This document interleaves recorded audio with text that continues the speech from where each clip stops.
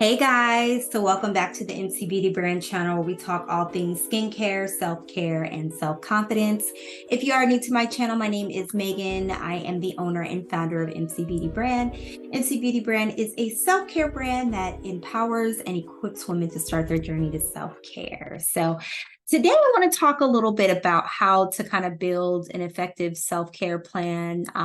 Last episode, I talked a little bit about the three components of self-care. So we talked about, mental health, spiritual health, and physical health. And granted, there are several components to self-care, but those are the three things that I wanted to focus on because those are the three areas that I kind of had to get in line and in check. So just a quick recap, one of the ways to see if you need to um pay attention to those areas is one, with your mental health. Are you feeling like you are drained all the time? Are you suffering from anxiety, depression?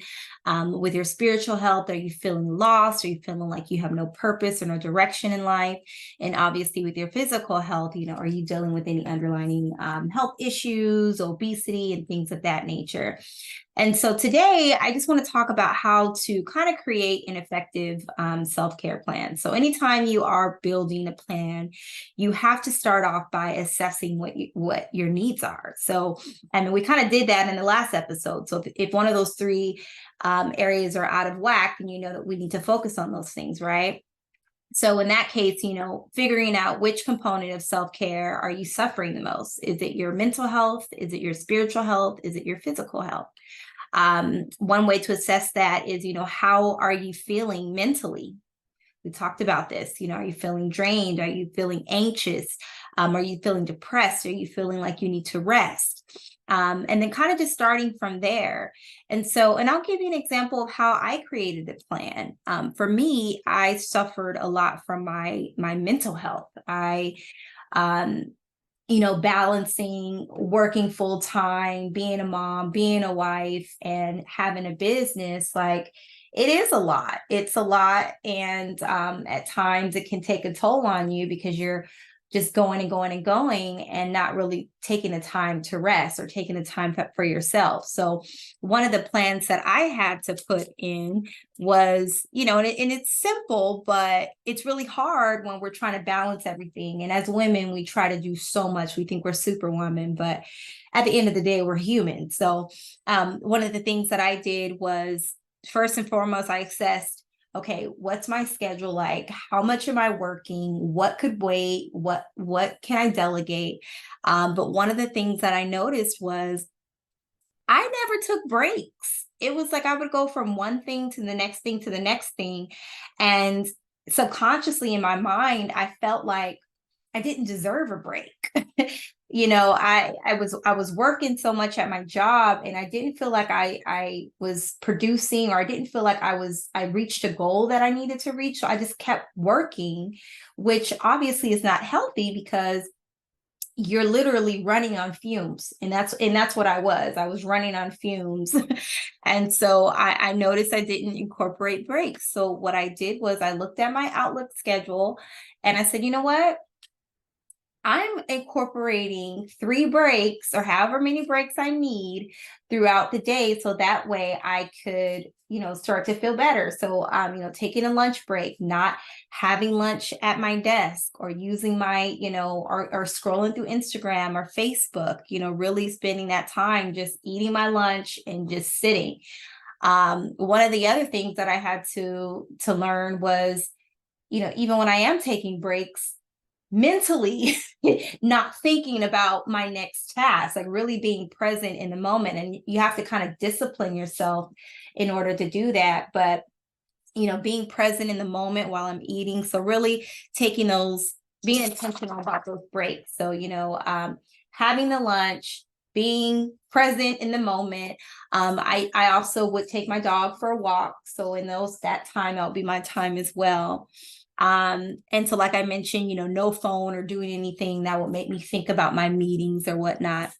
Another thing that I've added to my plan was, scheduling times to kind of release everything. And I would do this, early in the morning when I wake up. Before I did anything else, I would get up, pray, and journal my thoughts. Journal the day, journal kind of what I'm anticipating for the day, journal what happened yesterday, and kind of process everything, but just kind of get it all out. So I'm not like holding on to things. There would be times where I was holding on to something that happened at work and I didn't process it. And I would just be so snappy at times because I was still like holding on to what happened instead of like processing it. So journaling is really good for that. Just to kind of help you get that emotional release or just trying to get all of it out of you.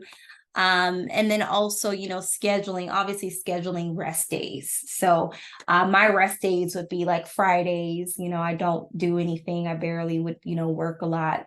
Those would be my days just for me, going on a hike and just doing what I need to do. So just to recap, me, I was feeling mentally drained. So what I did to come up with the self-care plan is I incorporated breaks in my schedule. And my breaks, I was very intentional about not having any phone and being present in the moment. Two, scheduling time to get up and journal, to have a way to release those emotions. And then three, scheduling a rest day. And so with that self-care plan, again, you can adjust it as long, as you go, but that's kind of where I started. And so I started there, then I started incorporating things like hikes and going to the gym. And, once I started doing that, I started to kind of see a change in my overall mental health. So starting there, and like I said, again, there's different kind of pillars of self-care. So you can assess kind of what you need and build a plan out from there.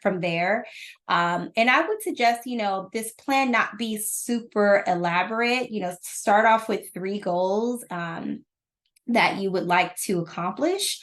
And then, add from there and kind of reassess and see how you feel. And then go from there. But yeah, so that's all I have today. Let me know if this was helpful for you. Next week I'll talk a little bit about journaling and emotional release.